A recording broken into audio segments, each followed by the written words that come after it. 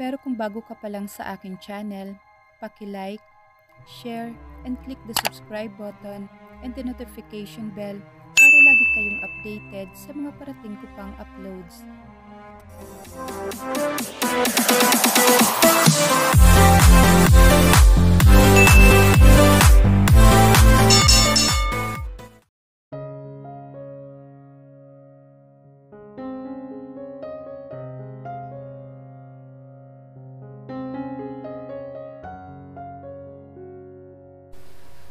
Pag-uwi sa bahay ay nanatiling tahimik lang si Dave at paminsan-minsan ay kinakausap niya si Camille. Hindi niya alam kung bakit masama ang loob niya rito dahil ba sa nadatnan niyang eksena sa hospital? Ito na nga ang sinasabi niya, kapag nagmahal ay prone siya sa sakit. Nagtaka naman si Camille kung bakit naging tahimik si Dave simula nang dumating ito sa hospital at inabutan sila ni Ryan. Hanggang sa pag-uwi nila ay tahimik lang ito. Paminsan-minsan lang siya nitong kinakausap at kapag tungkol pa kay Calex, nawala na ang pagiging palabiro nito sa kanya at hinahanap-hanap niya yun. Dahil ba sa panaginip nito kay Emily, kaya umiiwas na ito sa kanya? Ang masakit na tanong ni Camille sa sarili. Siguro nga, alam naman niya kung gaano pa rin ito kamahal ang dating asawa. Halos 2 araw. Ganun na naging sitwasyon nila ni Dave. Parang hangin lang siya na dumadaan at kung patiin man siya nito, ay matipid lang. Hindi na alam ni Camille kung anong gagawin. Hinahanap-hanap niya ang mga halik ni Dave at ang paghaplos nito sa kanyang katawan. Dave, bakit? Ang tanong niya sa sarili. Isang hapon pag-uwi ni Dave, ay dumiretso ito sa kwarto nila ni Calex. Kasalukuyang pinapalitan niya ng diaper si Calex nang sumilip ito sa may pinto. How's Calex? Ang bati na tanong nito sa kanya habang nakatayo ito sa may pintuan. Mabilis naman siyang nakarecover. Malakas na siyang kumain ulit at dumedi ng gatas. Ang sagot ni Camille at tiningnan niya si Dave. Lumapit si Dave sa anak at hinalikan ang pisngi nito. I love you, Calex. Ang mahinang sabi ni Dave sa anak. Camille watched Dave as he kissed and touched Calex's cheek. She gave Dave a longing look, her heart reaching out to him. Dave? Ang sabi ni Camille. Gusto niya sanang kausapin si Dave kung may problema ba ito at kung bakit iniiwasan siya nito. Camille, mawawala ako ng 2 araw. Kailangan kong pumunta sa Davao para sa groundbreaking at contract signing ng bagong gasoline station na itatayo ko roon with my local business partner. Gusto ko sana kayong isama ni Calex, kaya lang baka mapagod lang siya sa biyahe. Ang putol sa kanya ni Dave. Ganun ba? Kailan ang alis mo? Ang tanong niya na nasasaktan pa rin dahil sa pag-iwas pa rin ito. Ngayong gabi, kukuha lang ako ng gamit at magpapalit ng damit. Kailangan kong habulin ang flight ko ng 7. Ang sagot nito sa kanya. Saka ito tumalikod para bumalik sa sarili nitong kwarto. Nagdaan ang 1 araw at 2 gabi na tila ba napakahaba para kay Camille. Dati ay kontento na siya na magkasama sila ni Calex pero ngayon, iba na. Parang hindi na sila kumpleto nang wala si Dave. Sa susunod na araw pa ang balik ni Dave, she sighed. Binuksan niya ang TV. At muli sa lifestyle ay laman si Dave ng balita. Kuha iyon sa groundbreaking ng gasoline station at katabi niya ang kanyang business partner na isang magandang babae. Hawak niya sa bewang ang babae habang nagpapakuha sila ng litrato. Isang rumored girlfriend ang magandang babae, ang sabi sa balita. Nawalan na ng gana si Camille manood kaya pinatay na niya ang TV. Kaya hindi niya napanood ang interview ni Dave na sa unang pagkakataon ay ginawa ni Dave. Miss Shimmer is not my girlfriend. I am happily married. So please stop the gossips and nonsense news. Respeto na lang sa asawa ko at sa pamilya ko. Ang sagot ni Dave. Abala si Camille sa paglagay sa mga box ng freshly baked na mga brownie bars na orders sa kanya. I-deliver niya mga yun mamaya. Itinabi niya ang mga gamit niya nang tumunog ang kanyang phone and it was Ryan. Hi! Ang masayang bati nito sa kanya. Ryan, napatawag ka. Ang bati rin ni Camille. Imbitahan sana kita dito sa bahay? Ang sagot ni Ryan. Bakit? Anong meron? Ang tanong ni Camille. Nakalimot na talaga? Ang sagot ni Ryan. Oh, birthday mo nga pala. Happy birthday! Ang bate ni Camille. Wala akong bisita.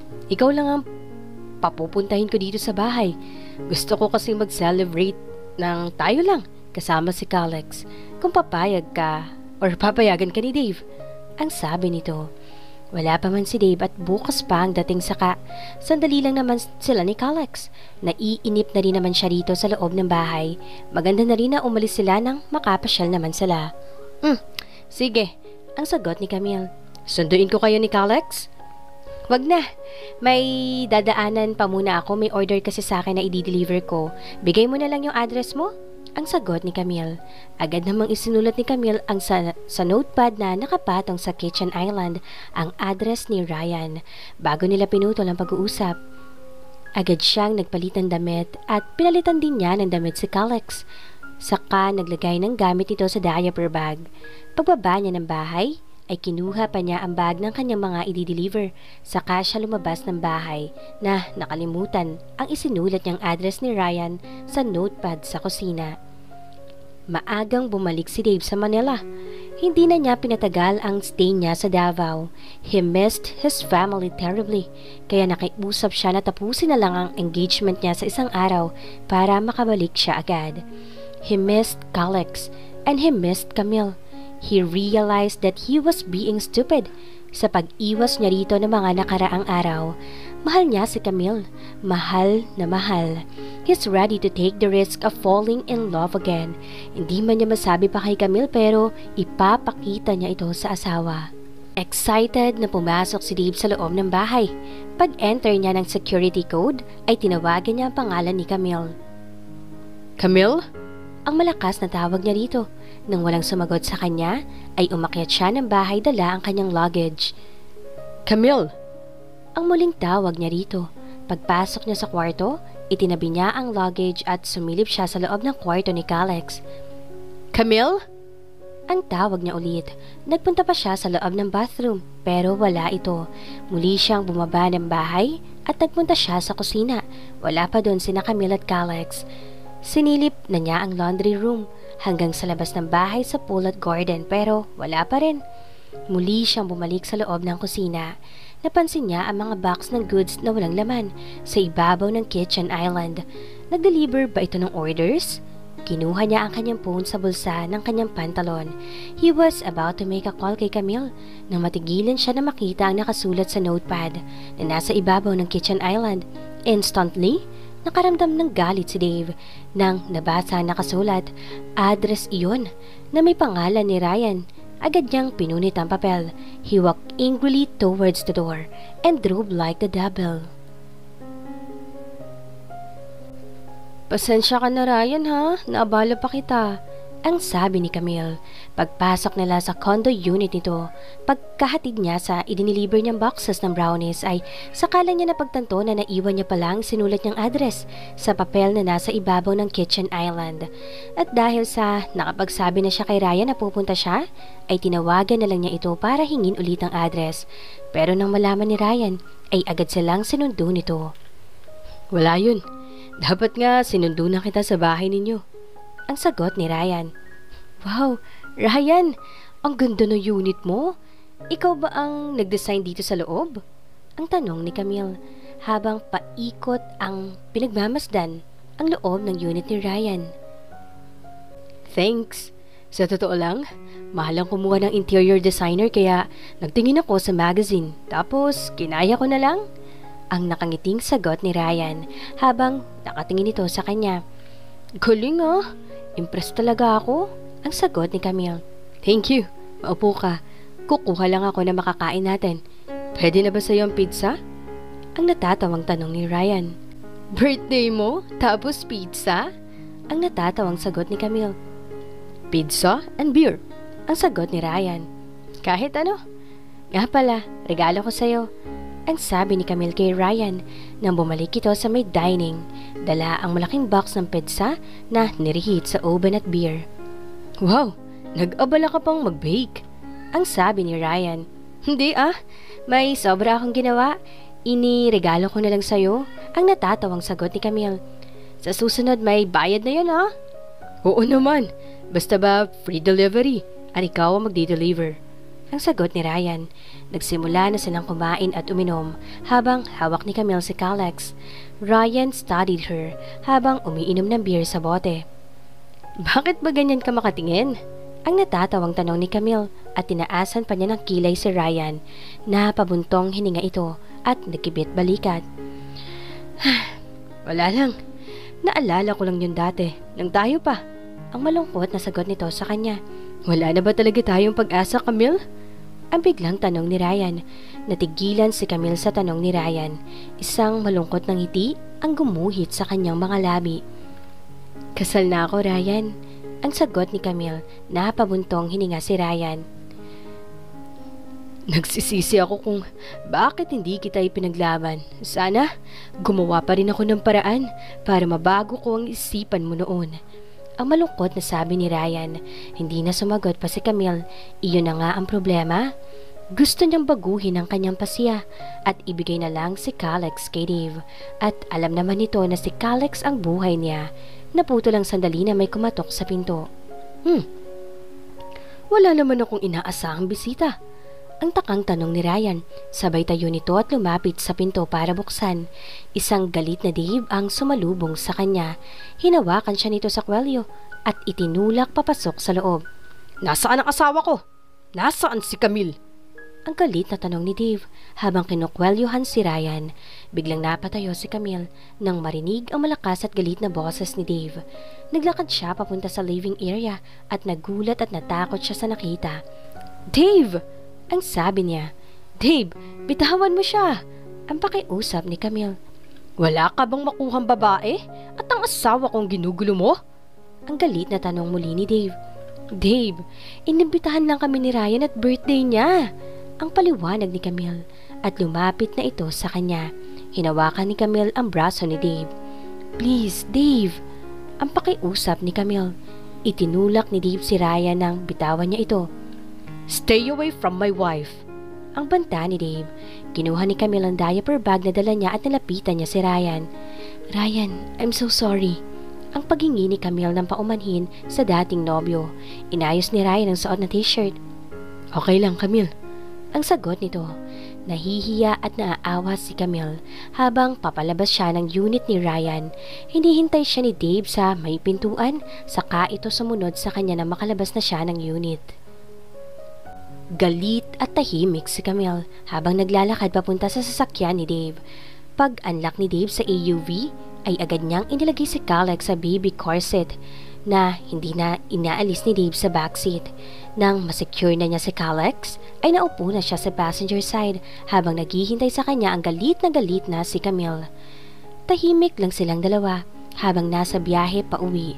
Ayaw makipagtalo ni Camille, lalo pa at nagmamaneho si Dave. Pagpasok nila sa loob ng bahay, ay sinundan siya ni Dave sa itaas habang karga niya ang tulog na si Calex. Kapwa sila nagtitimpi ng galit pero hindi nila mailabas dahil sa iniiwasan nilang magising ang natutulog na si Calex. Marahang ibinaba ni Camille si Calex sa crib at nang hindi ito nagising, ay pumunta siya sa kwarto ni Dave. Saka isinara ang adjacent door para hindi magising si Calex at alam niyang magbabangayan sila ni Dave. Ano sa tingin mo ang ginawa mo? Ang galit na tanong ni Camille. Humarap sa kanya si Dave. Hindi ba dapat? Ako ang magtanong niyan sa'yo? Anong ginagawa mo sa bahay ni Ryan? Inimbitahan lang kami ni Ryan at birthday niya. Ang sagot ni Camille. Dave snorted. So, birthday niya. Kaya, kayong dalawa lang ang dapat na magse-celebrate, ganun ba? Ang galit na tanong ni Dave. Walang masama dun, Dave. Kaibigan ko si Ryan. Ang sagot ni Camille. You were more than friends before, Camille. Ang paalala ni Dave. So, you said so yourself, before. Ang mariing sagot ni Camille. Wala kaming ginawang masama ni Ryan, Dave. Alam ko ang limitasyon ko dahil alam kong may asawa na ako. Sino ba sa atin ang laging laman ng news na iba't ibang babae ang kasama? May asawa ka na, pero ano? Nakikipag-body shot ka pa sa ibang babae? Ang galit na sagot ni Camille. Itinulak siya ni Dave sa may dingding. Ikinulong siya ng katawan nito at iniligay ang isang kamay sa batok niya. habang ang isang kamay ay nakalapat sa dingding. Nagtama ang kanilang mga paningin na kapwa nag-aalab dahil sa matinding emosyon. I told you to stop acting like my ex-wife, Camille. Ang mahinang sabi ni Dave sa kanya habang tinititigan siya nito sa mga mata. Camille shook her head. But I am your wife and I expected you to be my husband. Ang naluluhang sagot ni Camille. I wanted you to only want me. Inilapit ni Dave ang kanyang mukha kay Camille. I've been wanting you. No woman can eat the hunger that gnawing inside me, only you. Since you came into my life, Camille, but I think you're someone I could never possess, he said with pain in his voice. You're not trying hard enough. Ang mahinang sagot ni Camille. Sa kanya hinawakan sa batok si Dave at kinabig papalapit ang mukha nito para sa ilin ng halik ang kanyang mga labi. Dave pushed her harder on the wall habang maalab na hinahalikan ang mga labi ni Camille. Nagpabaling-baling ang kanilang mga ulo para makahanap ng anggulo at mahalikan ng husto ang isa't isa. Napaka-agresibo ng kanilang mga halik. Halos magtama na ang kanilang mga ngipin. Isang ungol ang lumabas sa bibig ni Dave nang manghimasok na ang dila ni Camille sa loob ng kanyang bibig at tikman ang loob nito. Agad namang sinipsip ni Dave ang mapanoksong dila ni Camille at ang dila naman niya ang naglabas-masok sa kanyang bibig. Tila ba may gusto itong ipahiwatig. Nag-aalab na ang buo niyang katawan. Gusto na niyang maramdaman ang matigas at mainis na katawan ni Dave sa kanyang katawan. Hinawakan niya ang laylayan ng t-shirt ni Dave at hinila iyon pa itaas sa ulo nito para tuluyang mahubad. At nang tumambad na sa kanya ang solidong dibdib nito, ay inilapat niya ang kanyang makakamay at hinimas-himas sa makinis na dibdib ni Dave. Pinutol ni Camille ang halik at ibinaba niya ang kanyang mga labi sa dibdib ni Dave at isinubo niya ang flat na nipple ni Dave. Oh, Camille! Ang malakas na ungol ni Dave, lalo na nang laruin ng dila nito ang kanyang nipple. She pulled her head and kissed her again in her mouth. He ravaged her mouth and of it with his tongue. Halos di na makahinga si Camille at napaungol pa siya nang pumaloob ang mga kamay ni Dave sa kanyang t-shirt at sinimulang lamasin ang kanyang dibdib. Binuhat na siya ni Dave at inihaga sa kanyang kama. Hindi na hinintay pa ni Camille. Nahubarin ni Dave ang kanyang damit. Lumuhod siya sa kama habang isa-isang inaalis ang saplot sa katawan. Habang si Dave ay abala rin sa pagtanggal ng natitirang suot nito. At nang makita niya ang hubad na katawan ni Camille, his gray eyes turned deep in color. Kitang-kita ni Camille ang matinding pagnanasa sa mga mata ni Dave. At siya rin naman ay binusog ang kanyang mga mata sa katawan ni Dave. At nang magawi ang mga mata niya sa ibabang bahagi ng katawan ni Dave, napabuka ang kanyang mga labi. He was so huge! Camille swallowed hard. Could she take him? Ang tanong niya sa sarili. At lalo pang nag-init ang kanyang katawan, bumigat ang kanyang puson at tumindi ang pintig sa gitna ng kanyang pagkababae. Dave quickly knelt on the bed and grabbed a handful of her hair. He had been wanting to do this every minute of every day. He's imagining himself doing this to her. He again ravaged her mouth. Their mouths fused and their tongues mated with each other. Sa kanya dahan-dahang itinulak si Camille, pahiga sa kama kasunod ang katawan niya. Habang nagniniig ang kanilang mga labi, ay dahan-dahan namang bumaba ang kamay ni Dave sa pagitan ng mga hita ni Camille. Hinawi niya ang mabuhok na parte ng kanyang pagkababae. Ibinuka ang mga labi hanggang sa makapa nito ang sensitibong parte ng kanyang pagkababae. Camille moaned in his lips when she felt Dave's hand on the hairy part of her sex. He parted the lips of her pussy, and his fingers started flicking her clit in a circular motion. Camille kept on whimpering. She pulled her lips from his kiss para makahinga siya dahil naghahabol siya ng hininga sa ginagawa ni Dave sa kanyang pagkababae. Nagpabaling-baling ang ulo ni Camille at panay-impit na ungol ang lumabas sa kanyang bibig. Ang nipple naman niya, ang binigyang pansin ni Dave nang alisin nito ang bibig sa mga labi ni Camille. Maya-maya ay ipinasok na niya ang kanyang daliri sa loob ng pagkababae ni Camille. ang ungol ni Camille at napaliyad na siya sa husto. Pero mas lalo pang nadagdagan ng sarap na nadarama ng bumaba na rin ang labi ni Dave sa sensitibong kuntil ng kanyang pagkababae. Dave! Sambit ni Camille nang maramdaman ng dila ni Dave. Halos manigas na ang kanyang katawan at manginig ang kanyang mga hita na hawak-hawak ni Dave. Dave flicked his tongue on Camille's clit and he gently sucked. Then he inserted his 2 fingers inside his warm folds. He's sucking her clit while he fucked her with his fingers. Dave, please! Ang sambit ni Camille sa pagitan ng mga ungol niya. Yes, Camille. Tell me what you want. He answered huskily while his fingers kept on thrusting inside her. Kailangan na kita sa loob ko. Ang impit na sagot ni Camille. I can't. I want to taste you first. Ang sagot ni Dave at muling ibinalik nito ang bibig sa pagkababae ni Camille. Pinatigas niya ang kanyang dila at naglabas-pasok ito sa loob ng pagkababae ni Camille habang ang daliri nito ay nilalaro ang clitoris niya. Dave! Ang sambit ni Camille. Ngayon lang niya ito naranasan. Yes, she had sex before with Ryan, but never like this. Dave blasted her first at daman na ni Camille na sasabog na siya anumang sandali. Naiipon na ito sa kanyang puson. Camille, let it out, Camille. I want to taste you. Ang sabi ni Dave.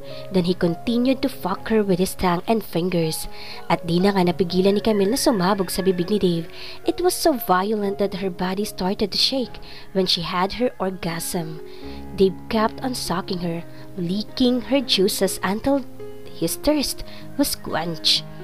He lifted her head at tiningnan niya ang mukha ni Camille na katatapos lang ma-experience ang sobrang pleasure. Her face was flushed and her breathing was labored pero hindi pa tapos. We're not finished, Camille. Nagsisimula pa lang tayo.